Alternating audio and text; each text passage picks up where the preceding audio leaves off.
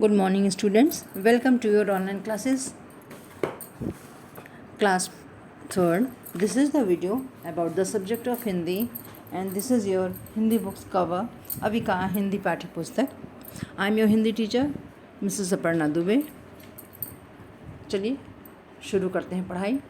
आप लोगों ने ये लेसन पढ़ लिया है, लेसन 4 महात्मा बुद्ध की सीख. और ये बहुत ही अच्छा अध्याय था आपका, जिसमें बच्चों को सीख मिलती है कि हमें पेड़ पौधों के प्रति भी दयावान होना चाहिए. जैसे हमें दुख होता है और तकलीफ़ होती है चोट लगने पर और घायल होने पर, उसी प्रकार से पेड़ों को भी उतनी ही तकलीफ़ होती है. तो आप लोगों ने ये बहुत इंटरेस्टिंग स्टोरी थी जिसे पढ़ा और समझा. और चलिए आज करते हैं एक्सरसाइज. सबसे पहले आप आ जाइए शब्दार्थ पर. यहाँ पर 1 2 3 4 5 6 7 8 शब्दार्थ हैं आपके, जो कि आपको अपनी कॉपी में करने हैं, हिंदी की कॉपी में. सबसे पहले आप ऊपर लेसन का नाम डालेंगे और इसके बाद करेंगे शब्दार्थ. पहला है प्रवचन यानी उपदेश देना, अच्छी बातें बताना. क्षमा याचना माफ़ी मांगना. भयभीत डरा हुआ, भय से भीत यानी डरा हुआ. विश्राम यानी आराम.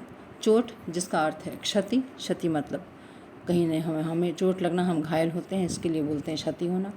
लज्जित शर्मिंदा. कर्म यानी काम, हमारी क्रियाएं. अश्रु यानी आंसू.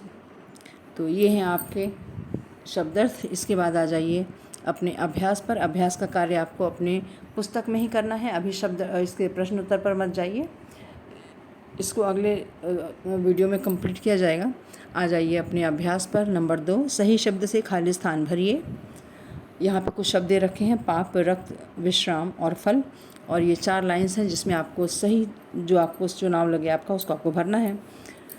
महात्मा बुद्ध ने छायादार पेड़ के नीचे विश्राम किया, यानी उन्होंने जब वो थक गए चलते चलते तो उन्होंने छायादार पेड़ के नीचे आराम किया. विश्राम यानी आराम. ख, बच्चों को लगा कि उनसे अनजाने में भारी पाप हो गया है. उन्हें लगा बच्चों को कि बहुत बड़ी महात्मा है और इन्हें तकलीफ़ हमने पहुंचाई, तो ये बहुत गलत बात है और अनजाने में उनसे भारी पाप हो गया है. ग, पत्थर लगने से महात्मा के सिर से रक्त की धारा बह निकली. रक्त यानी खून. जब बड़ा सा पत्थर ऊपर से टकरा करके नीचे सर पे गिरेगा तो निश्चित ही है कि ज़्यादा तेज चोट लगेगी, और वो ज़रा भी नुकीला हुआ तो उसको गड़ गया उनके सर में और वहाँ से खून निकलने लगा. तो रक्त यानी खून. पत्थर के लगने से महात्मा के सिर से रक्त की धारा बह निकली.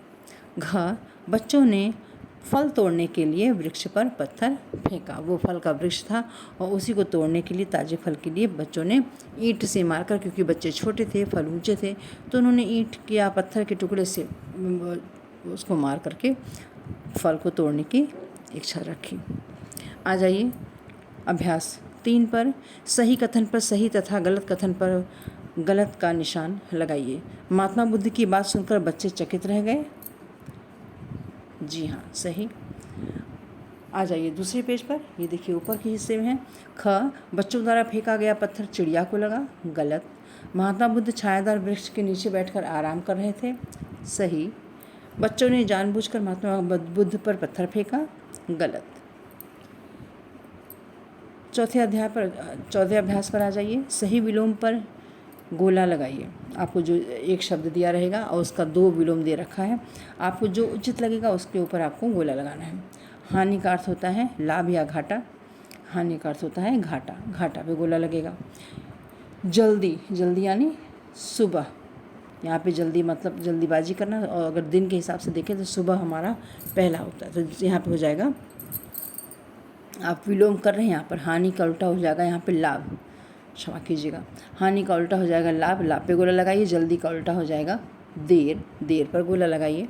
पाप, पाप का उल्टा होगा पुण्य. पुण्य पर गोला लगाइए. भय, भय का उल्टा हो जाएगा अभय. अभय पर गोला लगाइए. अधिक, अधिक का विलोम हो जाएगा कम, तो कम पर गोला लगाइए. आ जाइए 5वें पर. दिए गए शब्दों को सही स्थान पर लिखिए. देखिए शब्द 2 प्रकार के होते हैं, सकारात्मक और नकारात्मक. सकारात्मक वो शब्द होते हैं जिनसे हमें अच्छी फीलिंग आती है, वो हमें काम करने में अच्छे होते हैं, और उन कार्यों को करने पर या उन चीज़ों को देखने पर हमारे अंदर अच्छी वाली फीलिंग आती है, तो वो होते हैं सकारात्मक चीज़ें या सकारात्मक कार्य.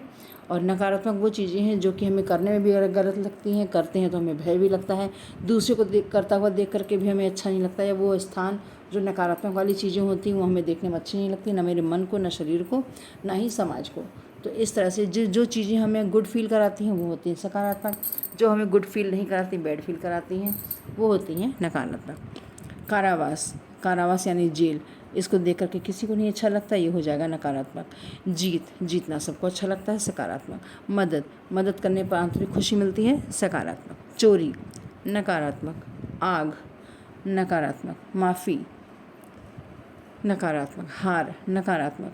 धोखा देना, नकारात्मक। ईमानदारी, सकारात्मक। मेहनत करना, सकारात्मक।